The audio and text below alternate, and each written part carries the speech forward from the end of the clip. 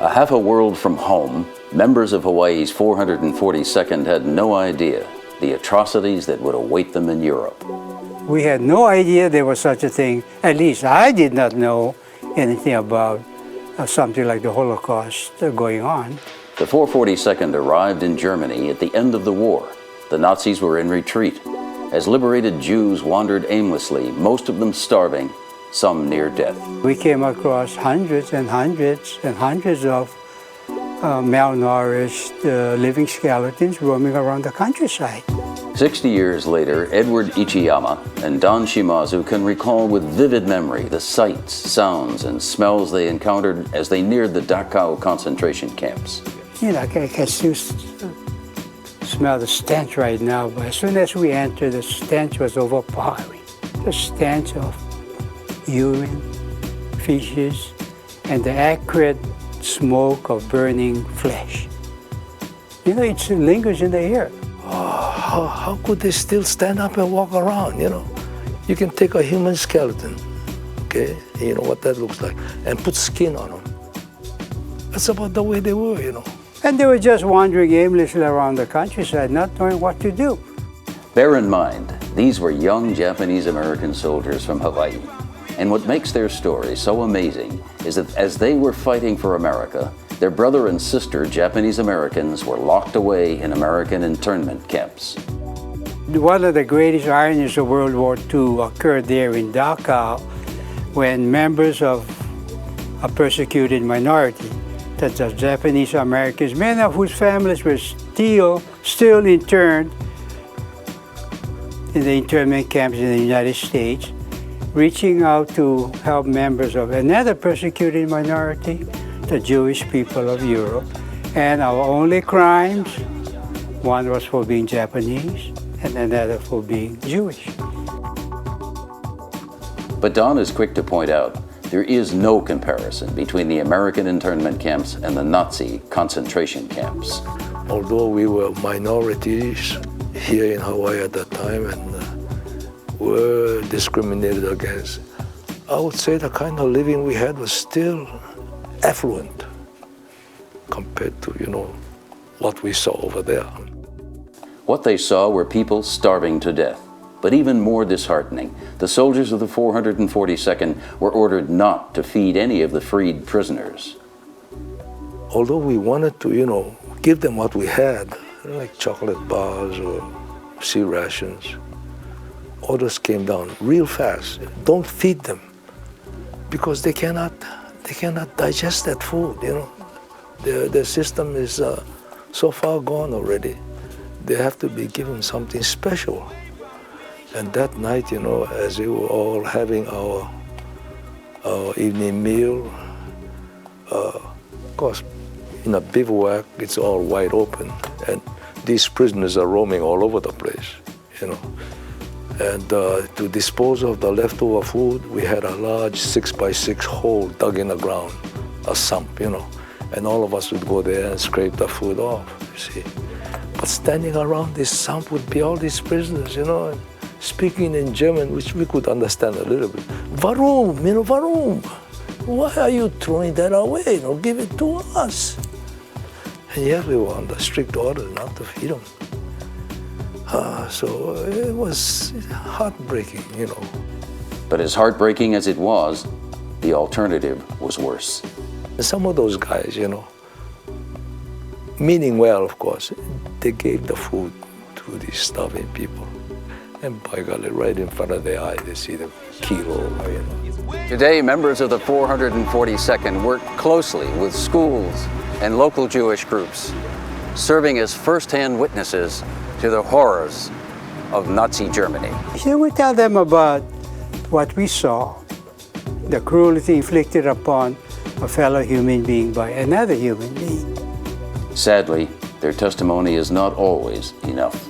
But, you know, I'm ashamed to admit that so many of these guys, either after the presentation or during the presentation, they said, you know, Mr. Ichiyama, that did not happen. I don't believe that such a thing as a Holocaust happened. And this really saddens me. It's impossible to reconcile it perhaps, but we were there. We were witnesses. So it's unfortunate that we have not learned from this Holocaust stories. People or maybe government has not learned. No matter where you go, you see genocide all over the place. We have not learned. A painful statement, but one that is all too true. And for the Jewish community in Hawaii, far too close to home. I was born on January 7th, 1922. In the city I was born, we had a very primitive life. No indoor plumbing, no hardwood floors, no water, no tap water, and no toilets. The toilets were outside. And although it was a primitive life, we didn't know any better. And we felt great. We were very happy. It was a happy family. Life was not bad with the Russians. Jewish people were not treated worse or better than before. Until June 1st, 1941, the German army was pushing the Russians out of our town, and orders were immediately received. All Jews have to wear a yellow star. If you will not wear, and you are a Jew, you are going to be dead. But my father said, I'm not going to run. I didn't do anything wrong. Imagine how naive he was. Then terrible things started. A man, his name was Leon. He came one morning with a rifle around his shoulder. And he said, I joined now the militia. And I have an order to take you to work. He said that to my father. And we already heard the word work meant that you never come back. My brother Benny, who was 18 years old at the time, he said to my mother, I'm not going to let my father work by himself. Daddy, I want to go with you. They were both followed by Leon, taken through the gate, and I saw hundreds, maybe thousands of people herded like animals, taken away to a certain place. We didn't know where they'll be taken. We found out that they were all shot. They were all murdered. Ditches were already prepared in the prison. Until the rest of my life, I'm always thinking, did Benny see, was he the first victim to see my father being shot? Or did my father see his son being shot first? But of course, that mystery I will never find out. Soon something else terrible happened. I heard screaming, and I saw my next door neighbor, Sarah, my best friend. She was being dragged by Nazi soldiers, many, not one, not two, being dragged to the back of the house, to the backyard. The first one unzipped his pants and held her mouth shut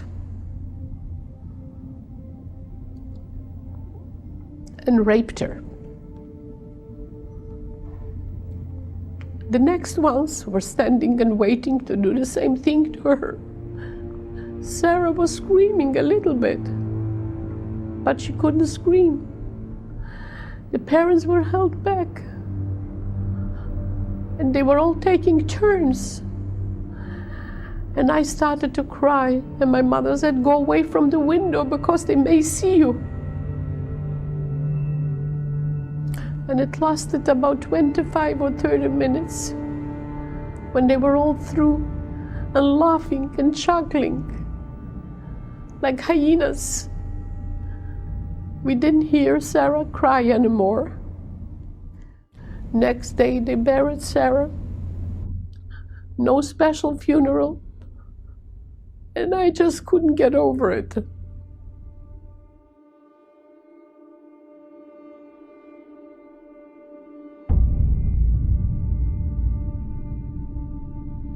In 1942, there was an order that all Jews have to go to a ghetto.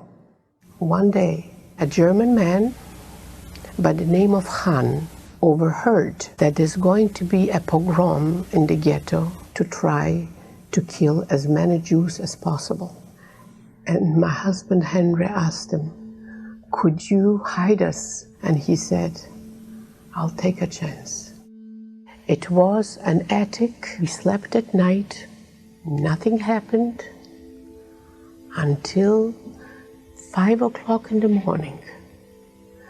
We heard screaming. The screaming was unbearable. They were loading mothers with children. They were grabbing the children, throwing them into the trucks. The children who cried were hit with the butts of their rifles. Trucks were coming, trucks were going, and we knew that they will be taking them to Piatydnie. It was a designated place. These were the ditches that were dug for the Jewish people.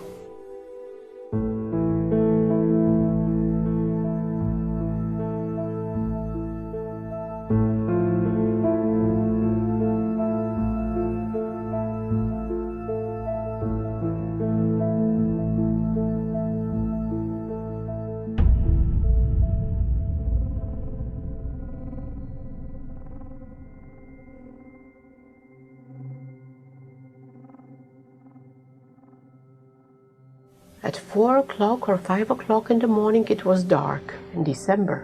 We heard hurrah, hurrah, and screaming and shouting.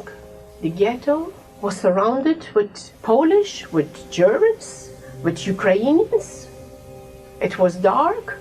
They were shooting at people, and we ran outside. We were running towards the barbed wire fence, but as we were climbing, and I couldn't believe that we would ever be able to climb on barbed wire, we heard voices. Wir schießen, zurück ins Ghetto, wir schießen. We are shooting, back into the ghetto, back, jump back. We jumped back. We ran into a house. There must have been at least 12 people hidden there. My mother wasn't living with us. I don't know if she's alive or not.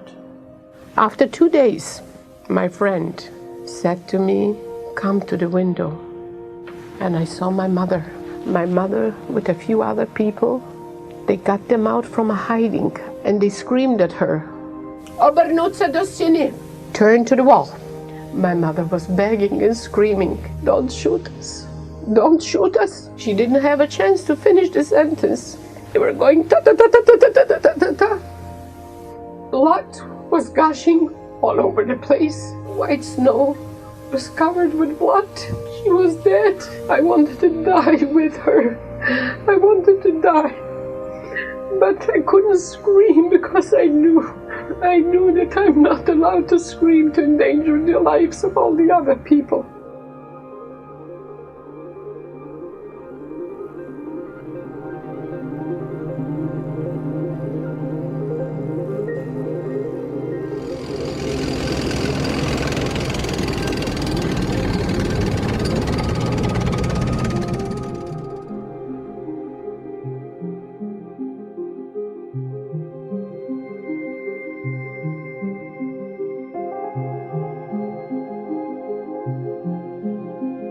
We received our permit to come to Canada in 1948 when I saw the sign in Halifax, "Welcome to Canada."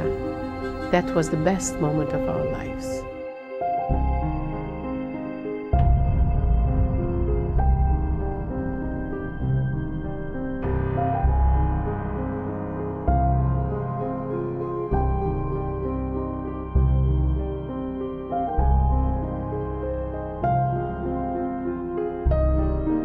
My experiences during the war taught me that freedom must never be taken for granted.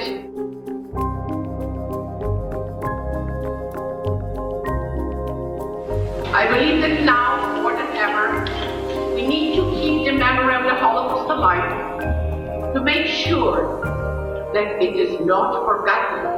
The outside world watched, listened, and chose to remain silent. Remember that you, The next generation must never let it happen again. It's a tragic story. It's filled with pain. It's filled with suffering, survival, determination, but we made it.